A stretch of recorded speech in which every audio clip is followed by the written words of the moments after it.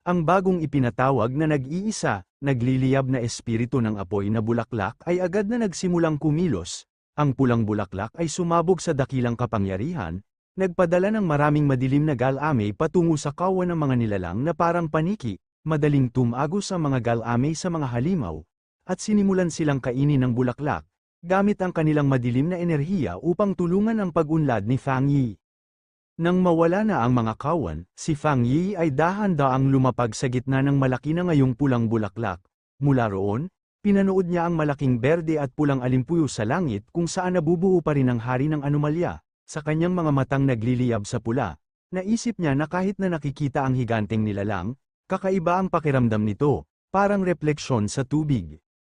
Gayunpaman, isang tiwalang ngisi ang lumitaw sa kanyang mukha nang mapagtanto niya na nararamdaman niya ang puso ng nilalang, naririnig niya ang tibok ng puso nito, isang mapurol at malakas na tunog na parang mga tambol ng digmaan, nauunawaan ni Fang Yi na ang kapangyarihan ng hari ay maaaring maglabas ng pinakamalalim at pinakamasamang pagnanasa sa mga tao, na ginagawa itong isang malubhang banta. Ang kanyang mga mata ay nagliliyab sa matinding pulang liwanag nang mapagtanto niya na nagpipigil ang hari, nagtatago, marahil dahil hindi pa kumpleto ang ebolusyon nito, nakatayo sa kanyang bulaklak, tinanong siya nito kung natagpuan na nito ang eksaktong lokasyon ng hari, tila kinumpirma ng bulaklak na mayroon na ito, ipinapadala ang lokasyon sa aparato sa pulso ni Fang Yi. Ang aparato ay nagliliwanag sa pulang liwanag, nagpapaputok ng isang sinag sa langit na nagpapakita ng puso ng hari ng anomalya sa loob ng umiikot na alimpuyo. Nang matagpuan ang target, ang mga mata ni Fang Yi ay nagsimulang magliwanag sa ginintoang enerhiya habang ginagamit niya ang kanyang ginintoang diskarte sa paghinga ng araw sa buong lakas. Isang malaking pagsabog ng purong ginintoang enerhiya ang lumabas mula sa kanya, patungo sa kalangitan tulad ng isang sumisikat na araw, na naglalayong wasakin ang mga madilim na nilalang para sa kabutihan. Sa ibaba sa nagibang lungsod, pinanood ni Jiang Lo at ng kanyang mga kaibigan ang langit sa lubos na kawalan ng paniniwala, nagtataka sila kung anong uri ng kapangyarihan ang maaaring lumikha ng gayong maliwanag na ilaw, iniisip na ito ay dapat na isang katangian ng apoy. Gayunpaman, napagtanto ng isa sa kanila na ang isang normal na katangian ng apoy ay hindi maaaring maging napakalakas o labanan ang madilim na katangian ng mahusay. Napagpasyahan nila ang tanging posibleng conclusion, ito ay dapat na isang mataas na antas na katangian ng Yang, ang likas na kaaway ng madilim na kapangyarihan. Samantala, sa loob ng command center ng asosasyon, ang tense na kalooban ay nasira ng mga sigaw ng kagalakan. Iniulat ng isang operator na ang bilang ng mga halimaw ay mabilis na bumababa at ang containment field ay lumiliit, nakatitig sa mga monitor sa kawalan ng paniniwala.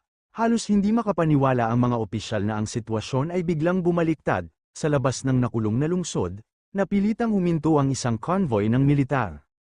Iniulat ng isang subordinate kay Zhao Lan na ang lahat ng mga kawan na humaharang sa kanilang daan ay bumabalik sa lungsod, na parang nakakuha sila ng bagong utos. Mula sa kanyang kinaroroonan, pinanood ni Zhao Lan ang napakalaking ginintoang liwanag ng kapangyarihan ni Fang Yi na sumisikat sa lungsod. Napagtanto na dapat niyang inaatake ang puso ng hari ng anomalya. Sumali sa kanya ang kanyang blonde na subordinate, na kinumpirma na ang hindi kapani-pani walang kapangyarihan ay pagmamay-ari ng tyrant, at kinikilala ito bilang pinakadalisay na anyo ng katangian ng Yang. Gayunpaman, sinabi ni Zhao Lan na nag-aalala siya tungkol sa kanya na humaharap sa gayong malakas na kaaway ng mag-isa. Ang kanyang subordinate, na nakakaramdam ng pagkaapurahan, ay nagpahayag na dapat silang pumasok kaagad sa lungsod upang tumulong, ngunit pinigilan siya ni Zhao Lan, ang kanyang mga mata sa langit habang sumisigaw siya upang tingnan siya. Ang kanyang ekspresyon ay isa sa purong pagkabigla. Sa loob ng napakalaking alimpuyo, isang kakaibang berdeng spiky ball na parang isang higanteng virus ang lumitaw. Napagtanto ni Zhao Lan nang may pagkasindak na ang hari ng anomalya ay nagsisimulang magpisa ng maaga. Sa mga lansangan, nakita rin ng ibang mga pioneer ang nakakatakot na pag-unlad na ito.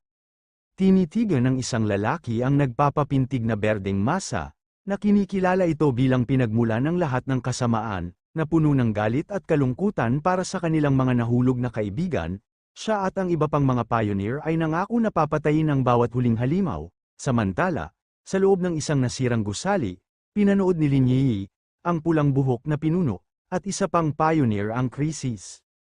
Iginiit ni Yi na hindi sila maaaring maghintay na lamang na patayin, dapat silang gumawa ng isang bagay upang tulungan ang kanyang pinsan, na nauunawaan na ang kapanganakan ng hari ng anomalya ay mangangailangan ng buong lungsod bilang isang sakripisyo. Sa ibang lugar, ginamit ni Su Qingying ang kanyang mga kapangyarihan upang pagalingin ang isang nasugatang pioneer, na nagpapakita ng desperadong laban na nangyayari sa lahat ng dako. Tinipon ni Lin Yi ang iba pang mga pioneer sa gusali. Ipinaalala niya sa kanila na ang mismong mga nilalang na sumusubok na pigilan ang kanyang pinsan ay ang mga nanakit sa kanilang mga pamilya at kaibigan. Habang nagsasalita siya, biglang may naisip siya. Naalala niya ang napakalaking bulaklak na ipinatawag ng kanyang pinsan, ang isa na kumakain ng mga kawan ng mga paniki. Napagtanto niya na ang kapangyarihan nito ay katulad ng desolation attribute ng Ghost Vine na nakita na nila dati. Ito ang nagtulak sa kanya sa isang nakamamanghang conclusion. Ang kanyang pinsan ay mayroon ding kapangyarihan ng desolation attribute. Sa bagong pagkaunawa na ito, nagmungkahi si Lin Yi ng isang matapang na plano. Sinabi niya sa lahat na ililipat nila ang lahat ng kanilang espiritual na kapangyarihan sa network ng mga baging na nilikha ng bulaklak ng kanyang pinsan, pinapakain ito ng kanilang enerhiya upang palakasin ito para sa huling labanan. Ang iba pang mga pioneer ay sumang-ayon ng walang pag-aatubili. Itinaas ang kanilang mga kamay at ipinadala ang kanilang pinagsamang kapangyarihan patungo sa bulaklak. Mula sa lupa, napansin ng Association Superior ang mga daloy ng asul na enerhiya na lumilipad patungo sa langit. Sa una, nagtataka siya kung ang ibang mga pioneer ay nagtitipon ng kanilang kapangyarihan upang direktang atakihin ang halimaw, ngunit mabilis niyang binaliwala ang ideya. Alam na hindi sila sapat na malakas upang tamaan ito mula sa napakalayo. Pagkatapos ay naunawaan niya ang kanilang tunay na plano. Ipinapadala nila ang kanilang espiritual na enerhiya sa halaman na ipinatawag ni Fang Yi. Dahil sa inspirasyon ng kanilang katapangan, ipinahayag ng superior na tutulong din siya. Nagpakawala siya ng isang malakas na pagdaloy ng kanyang sariling asul na enerhiya. Ipinapadala ito patungo sa langit. Sa buong lungsod, sinunod ng natitirang mga pioneer ang kanyang pangunguna. Itinuon nila ang kanilang mga kalooban at ipinadala ang kanilang espiritual na kapangyarihan, na lumilikha ng isang malaking alon ng enerhiya na lumilipad patungo sa kalangitan upang tumulong sa labanan. Si Su Gengying, habang tinutulungan ang isang nasugatang pioneer, ay biglang nakaramdam ng malaking pagbabago sa kapangyarihan. Tumingala siya at nakita ang espiritual na bulaklak ni Fang Yi, na ngayon ay nagliliwanag sa pinagsamang enerhiya ng bawat pioneer sa lungsod.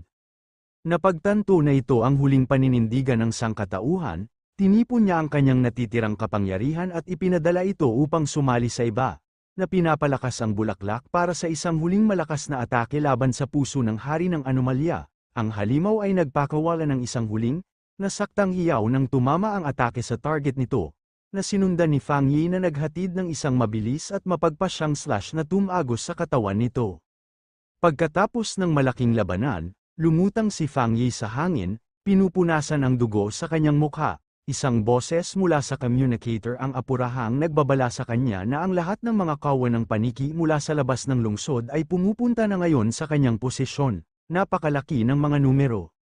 10,000 B-level, A-level, at maging S-level na halimaw ang sumusugod patungo sa kanya. Isang tila walang katapusang alon ng pula at itim, hindi nag-abala. Tumingala si Fang Yi sa nagpapapintig na berdeng kakun ng hari ng anomalya at sinabi na kahit gaano karaming mga alipors ang ipadala nito, wawasakin niya silang lahat. Tinukso niya ang nilalang. Tinanong kung nagpisa ito ng maaga dahil natatakot ito sa kanya. Napukaw, sa wakas ay nagsimulang lumitaw ang hari ng anomalya, isang napakalaking, malilim na berdeng kuko ang tumagos sa kakun, at ang buong anyo nito ay nagsimulang magkaanyo. Habang ang kanyang kamay ay natatakpan ng gininto ang apoy, pinanood ni Fang Yi na may seryosong ekspresyon habang inihayag ng kanyang tunay na kaaway ang kanyang sarili. Ang ganap na nabuo na hari ng anomalya, isang nakakatakot na hayop na may iisang, nagbabantang berdeng mata, ay nagpakawala ng isang huling, nakakakilabot na hiyaw, handa na para sa huling labanan. Ang ganap na nabuo na hari ng anomalya ay umiikot sa langit, isang nakakatakot na alimpuyo ng madilim na berdeng enerhiya at anino, na may isang nagliliwanag na berdeng orb ng kapangyarihan sa gitna nito. Ang napakalawak nitong kapangyarihan ay agad na yumanig sa lungsod. Ang lupa ay pumutok at nahati habang isang marahas na lindol ang yumanig sa mga lansangan, na nagpadala sa natitirang mga pioneer na tumatakbo, umiyak sila sa kawalan ng pag-asa, napagtanto na kaya silang wasakin ng hari sa pamamagitan lamang ng paglitaw, mula sa labas ng lungsod, pinanood ni Jiaolan at ng kanyang subordinate na may masamang ekspresyon, ang kanilang mga pag-asa ay nakasalalay lamang kay Fang Yi. Sa kailaliman ng mga guho ng lungsod, tumingala rin si Su Qingying sa langit, ang kanyang mukha ay halo ng pag-aalala at pag-asa habang tahimik siyang nananalangin para sa kanyang tagumpay. Mula sa kaligtasan ng gusali ng apartment, kinuyam ni Lin Yi ang kanyang mga kamao. Ang kanyang ekspresyon ay mabangis at determinado, na nagbabahagi ng parehong desperadong hiling, lumulutang sa itaas. Napapaligiran ng isang maliwanag na gininto ang liwanag, hinarap ni Fang Yi ang halimaw. Kinausap niya ang nilalang, kinilala ito bilang hari ng mga madilim na anomalya at ang sanhi ng pagdurusa ng lungsod, habang ang kanyang sariling espiritual na bulaklak ay nagliliyab sa nag-aapoy na enerhiya sa paligid niya. Ipinaliwanag niya na lumaki siya sa lungsod na ito at mahal niya ang kanyang buhay dito, na ginagawang malinaw ang kanyang dahilan para sa pakikipaglaban. Bilang tugon, nagpakawala ang hari ng anomalya ng isang galit at nakabibinging hiyaw.